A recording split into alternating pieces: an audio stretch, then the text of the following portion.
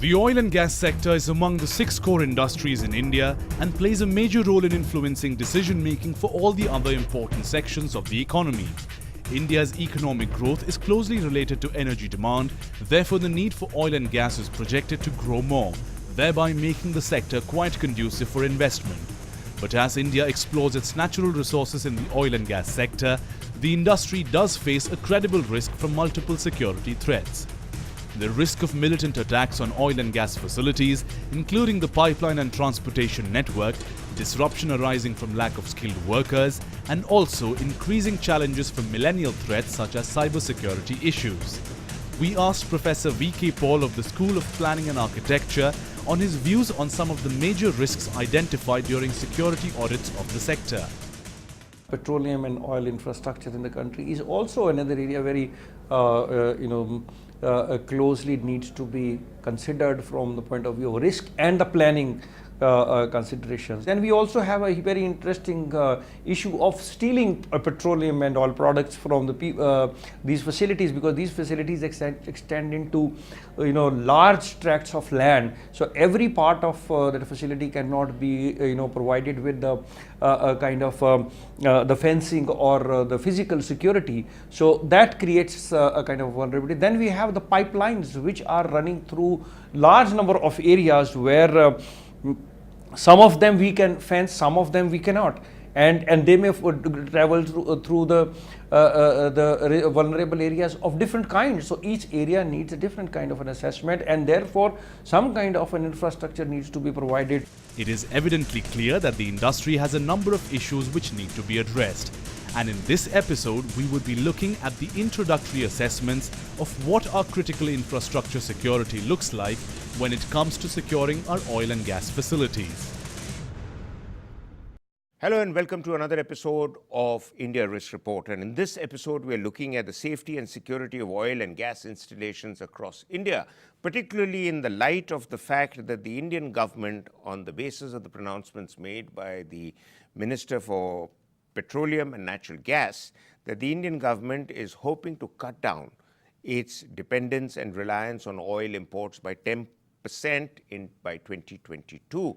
That means more opportunities for investment by foreign investors in projects across India, and some have put this figure close to $300 billion US. But equally important is the fact that in India, there is a large infrastructure of oil and gas installations that need to be protected and to provide a stable climate for further investments to come in. And to look at that, we have two experts who understand the subject a lot better than any of us do because of their hands-on understanding and experience with the subject.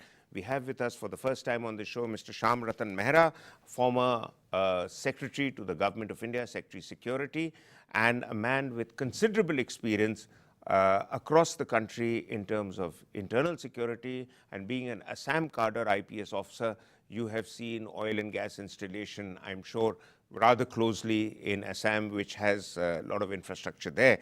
And we have Colonel Rajkumar Yadav, who is an expert on oil and gas facilities across India. So, Mr. Mehra, sir, I'll request you to enlighten us all with an overview of the oil and gas security infrastructure in India and some of the challenges that you feel that we face. Thank you, Maroof. What you've asked me is perhaps a very major exercise, but I'll try and do whatever I can, because we do have so many installations in the oil and natural gas fields that it is difficult to talk about the security at all. But in general terms, we all know that oil and natural gas, especially petroleum, is the most strategic of resources, and it is one of the critical infrastructure sectors, which is almost a lifeline sector and needs to be secured. Now, there are a vast array of assets, as you know, in the oil and natural gas field. The assets are related to exploration, to production, transportation, distribution. So what we have is upstream and downstream assets. Plus, we could have supply chains which extend across our borders. So you can imagine the kind of facilities that would be required to actually bring oil to areas where it could be refined, or gas for that matter. Now, we produce around 1 million barrels of oil per day against our requirement of around 4.5 million barrels. And therefore, we do have this extensive structure which is geographically spread along India's hinterland and along our coastline, and is therefore vulnerable to multiple threats. It could be crime, criminality, insurgency, terrorism, conflicts and tensions. So the security grid per se has to be complex. And behind the scenes, what we have is the activities of several national institutions. For example, we have national intelligence capabilities, federal and state, monitoring the threat scenario. We have police forces and special forces to intervene in case an intervention is necessitated by an attack. Not all of them are deployed on the ground, but this is part of their charter to look and monitor the situation and intervene as and when required. But for the physical security of assets in the public sector domain, and most of the assets I think in India are still in the public sector, unlike the Western world, the USA or the European Union, where most of it is outside the governmental sector, the CISF is deployed at a lot of the important refineries, platforms, oil fields, etc. Right. So you've given us a very comprehensive picture that, you know, it's right across the country and there are challenges and it is being addressed by the government. You know, to say that we will only wake up to a crisis when the crisis comes, I don't think that is the case. I think the government needs to be credited for keeping this sector secure. But Colonel Yadav, you know, there are other challenges that also are there, other than threats from terror groups or threats from internal insurgencies, as Mr. Mehra would so well placed to comment on it because of his experience. But, you know, from what I understand, you know, there are cases of oil spills which happened off the coast of Chennai in 2017. There are cases of certain other natural disasters which could impact on the oil and gas installations and their infrastructure. So do you think we are adequately prepared to deal with those emergencies, and are those emergencies more likely to occur than the kind Mr. Mehra was alluding to, that in terms of attacks on infrastructure? Sure. So, as you rightly said, we've had an incident of oil spill in Chennai last year. And we've seen that it was so difficult for us to actually control the situation, and it was all a half-hazard manner in which we controlled the situation. To be honest, I personally feel we are still not geared up to take these kind of major challenges. And most of our installations or facilities concerning oil produce are in areas which are prone to natural disasters, which are into, you know, seismic zones which will have natural disasters, not today, maybe in days to come. But at the moment, I personally feel we are not really geared up to take these kind of challenges, or any kind of solution or any kind of thought process from the government side. I don't see anything happening on that account. Okay. So, Mr. Mehra, sir, there was a warning given by the IB in 2016 to the government that there is a need to beef up the security of oil and gas installations, partly because of certain conversations that they intercepted between Pakistani handlers and their plants here in the Indian system.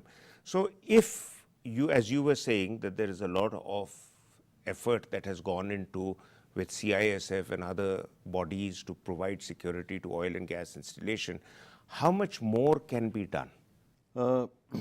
I think a lot more can be done, because what we have is a situation where we do protect, but we don't do it under a national infrastructure protection plan or a national strategy.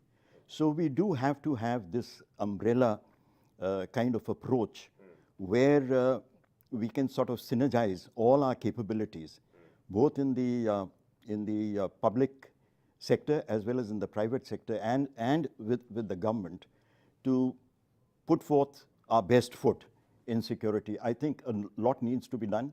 We need to undertake an audit, especially of installations, or vital installations, or vulnerable installations, selectively, We have to select the installations, prioritize the installations, and then undertake an audit as to how well they are protected, and gear them up for the kind of assaults that we may envisage.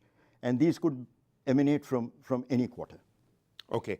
Colonel Yadav, another area which has come into the news again and again is the theft and pilferages that takes place of oil and other resources. Some statistics that are doing the rounds is that there is an oil mafia, for example, in the state of Maharashtra. As per ASSOCHAM, they have a stake in an estimated stake of about 10,000 crores. And likewise, there would be oil mafia and gas mafia elsewhere. So how do you handle and how would you take on further the point Mr. Mehra has just made in terms of lot more can be done? The big area is pilferages. How do you address that? So just And adding, more so, sorry if I may add, since these areas are all largely in the domain of the government's controlled security, and it's not easy for people outside the government to tell the government what to do. so certainly, I'd like to add on to what Mr. Mehra actually said. Most of the operators in oil and gas sector are dependent on their own private securities. So we don't have any CISF support or any government agency which is giving us support in terms of security for these people. For example, when at an exploration stage, if a company has to go into remote areas, generally these areas, when you are doing your seismic surveys, which is a first stage of exploration, you are going into hostile and remote areas where you don't even find the police presence. Even if it is there, it is very, very thin. So you are largely dependent on your own security. So I will not really agree that government is doing a lot of things to give us secured environment to the operators. And when we talk about FDIs being coming into India, I don't think this will give a comfort level to more foreign players in case we have this kind of a scenario. So I seriously suggest that we should be thinking on these lines, and the government has to really crack on a method wherein we can give a comfort level to foreign players to invest in oil and gas sector in India. Now coming on to your point of pilferages and all. Pilferages will be part and parcel of the operations, because how do you supply your crude oil to the end user? So it has to be midstream and the downstream activities. So the pilferages can take at both the segments through pipeline, because the pipeline again has to go from one place to another, which is an entire acreage which cannot be protected manually. So you can't put man at every inch or every foot. So you have methods to do it in terms of having your drone surveillance, or maybe by helicopters, or have your intelligent systems which can give you alerts on those kind of. Here also again we are failing in terms of technology. We don't have much. We've had a recent case of Cane India pilferage which was happened last year only. And there is no account of as to, we're not even sure as to how much of pilferage has taken place. So this is the kind of preparation we have in these areas. Okay, so there are a lot of steps that need to be taken. Yes, Mr. Mehra, a quick point before we go in for a break, sir. I agree with what my co-panelist has said. But you know, I do feel that the government can and must provide an overall environment of peace and tranquility and security and safety. There is much, as you know, Maroof, that the companies, the private companies and private players need to do by themselves. They cannot shirk their own responsibility in this regard. Government cannot provide security guards or policemen to guard every establishment. Now, the way it is done abroad is this, that the government takes the lead within a particular critical infrastructure sector, and what happens thereafter is a combination of government and private players getting together to chalk out their priorities and draw out plans for protection, safety, resilience, etc.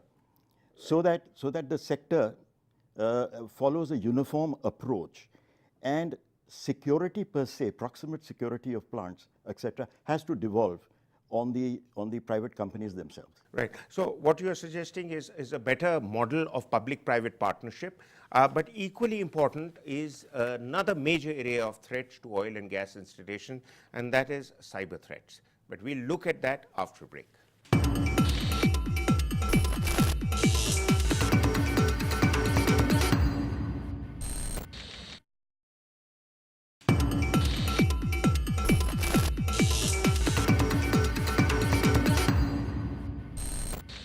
Welcome back. We are continuing to look at the security of oil and gas installations across India, and we have two hands-on experts who look at security of infrastructure and the business of oil and gas installations continue to be with us on this show. Colonel Yadav, Mr. Mehra talked about public-private partnership. You have some very clear thoughts on how much more involvement you expect from the government. So can you suggest a working model which can become the operating sort of principle or the model for private organizations which engage with the government and who look after, who own these installations, to say, give us at least this much? Sure. So I think that's a very valid point and a suggestion in a form. I think at the government level, we have the Ministry of Petroleum, Oil and Gas, and we have private players who are identified, who are big names in the country, who are part of oil and gas exploration in the country. I suggest that the government should invite these people, make a forum at the ministerial level, and take out suggestions from these people as to what kind of infrastructure problems they have, what kind of security related problems they have, what kind of protection they would like to want from the government, what kind of additional efforts the government can give them in terms of, like we are talking about CISF, whether it is possible for all the private players to bid for CISF. I don't think it's a practical solution. So how do you mix the two? Can you ask the state governments to give some kind of a the police protection, at least not CISF? So I think those kind of thoughts can be mulled over at that platform, and government should come out with some kind of a regulatory body and suggestion and standardize the entire process. This minimum requirement has to be met if you are operating in an oil field. Just two quick questions before I go to Mr. Mehra, because he will respond to some of the issues that you brought out. But one, is there a body that represents the whole lot of private players in this oil and gas business which can engage on their behalf with the government? And secondly, is there a model that already exists of at least some companies which have adopted a system of their own security by paying a price to the government for security? To give you an example, that years ago in Bangalore, I had seen that Infosys had paid for and received CISF protection for the Infosys major infrastructure. Not everybody has that kind of money, but is there a model that can work? Absolutely, it's possible to work on this kind of a model. As you asked me, is there a body of private or the corporates who are into oil and gas exploration? I don't think so. There is anybody existing at the moment. So the first step is to create a body. First because step the government can't be talking to all individual players. Absolutely. So that's what I said. If the Ministry of Oil and Gas ask these people to come together and form a forum, and they can get linked to the government body as well. Okay. So that's one aspect. So Mr. Mehra sir, before you respond to what Colonel Yadav has to say, I also wanted an add-on question from your earlier remarks, and that is the best case models of security in the West you talked about, where the government takes the lead and gets the private operators in play, and some of the big breaches in the West or the Western or overseas model which happened, because since I know from past experience that you're an old guru in critical infrastructure security. So what is it that you'd like to throw light on? Maroof, what I will do is I'll sort of answer both your questions. The earlier question about how do we sort of protect the private sector, which is, in my view, manifestly inadequately protected. We need to do something there. And how do we create that coordination where the private sector does get the support that it needs? Now, I'll give you an example of how it works out in the West, and that provides you the model which can mutatis mutandis be followed in India as well. I'm not saying that we replicate it entirely, but we take some elements of it and indigenize that and use it to our own benefits, because the Western model is extremely complex. But here are the broad outlines of that model. In the USA, they started looking at critical infrastructure almost from 1998 onwards. And what they finally came up with is a national infrastructure security program, protection program. And in that, there are 16 or 17 sectors, of which ONG is one sector. And power is also a part of oil and of the energy sector. Both fall under the energy sector. Now, the lead agency, which is supposed to do everything, as my co-panelist mentioned in this regard, is to take the lead in sort of securing this sector, is the Department of Energy. And the Department of Energy per se has to liaise with the Department of Homeland Security, which after all is the guardian of Homeland Security. In the US. In the US. So therefore, the Petroleum and Gas Ministry should liaise with the Home Ministry. Home Ministry. Yeah. And all the governmental institutions, both horizontally and vertically, are represented in the Government Coordinating Council. This is a structured approach.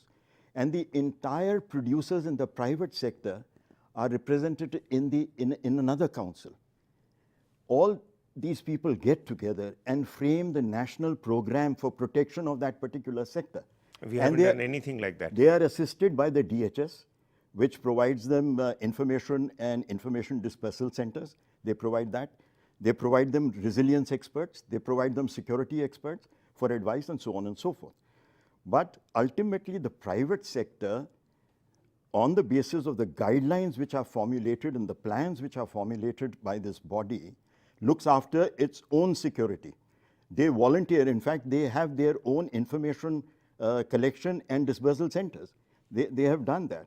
So that is the model that they follow. And the other thing that we can do is, since the CISF cannot be everywhere and government cannot provide all the resources, we need to create certified private resources, certified private companies which match up to a standard, and then are deployed by the private sector for their own security and the security of their plants. So this is the kind of model that we need to follow in a more rudimentary form, perhaps. At least we can start there, and we can keep polishing as. Colonel Yadav, I want to move away into another area, and that is cybersecurity.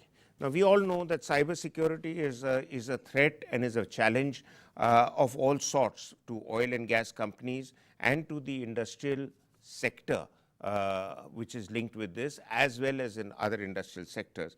So what kind of new types of cyber assaults do you foresee? They could be meant to sabotage a firm's operations, or it could trigger an explosion. But likewise, there is the fear of just cybersecurity simply doing a data breach. Is there an element of preparedness to address this issue? No, again, sorry to say that, I think we are not even close to even thinking about it. So cybersecurity is basically what? In oil and gas sector, all our traditional infrastructures are, they have to align with the hardware and software, and it has to work on internet. At the moment, we don't have any regulations from our government side or from the private bodies itself within their thought process as to what kind of regulations are they going to implement when as far as cybersecurity is concerned for their facilities, or in terms of data breach. And this can really turn out to be a very, very huge loss, because this could be politically motivated by not only within our political scenario, but it could be international political sabotage also in countries, because infrastructure, oil and gas infrastructure is a major infrastructure. It could really cripple our economy. So I think that is one aspect which is very, very important, which is thought of otherwise in all across the world by all the better of the players in the oil and gas sector. Just another quick question before I wrap up, and that is that it is said that the workforce in the Indian oil and gas sector, majority of them are due to retire in 5 to 10 years because they've already put in X number of years in the business. Do we have a kind of system of preparing the next gen workforce, and do we have a kind of system of doing some kind of vetting of the people who are going to enter the sector? It's a critical sector. Absolutely with you. And we don't have much, like we have 1 or 2 institutes which are typically training people into oil and gas security. For Reliance has got its own security setup. I don't think there is any other company which is training its own people in this field. They have to depend on the private players who are outside available to them as third vendors. We don't have any institutes which are giving training in terms of cyber security or physical security aspects to oil fields or productions or midstream and downstream retails and wholesale aspects. I actually don't see any institutes. So obviously it's a critical sector. It's a very There are a critical lot of sector. challenges. Absolutely. But while it's easy to point fingers at the government to say the government is not doing enough, the industry itself needs to pull its socks up, needs to do more, needs to address the concerns where the government does not need to handhold you. You can take the initiatives to put the act together. Well, thank you very much, sir, for being with us on the show. And quite clearly, it's a very important subject. It'll keep coming up for discussion. But I think to begin with, we've started the ball rolling, and we are that much more wiser thanks to your inputs. We'll be back next week with another episode. Until then, goodbye.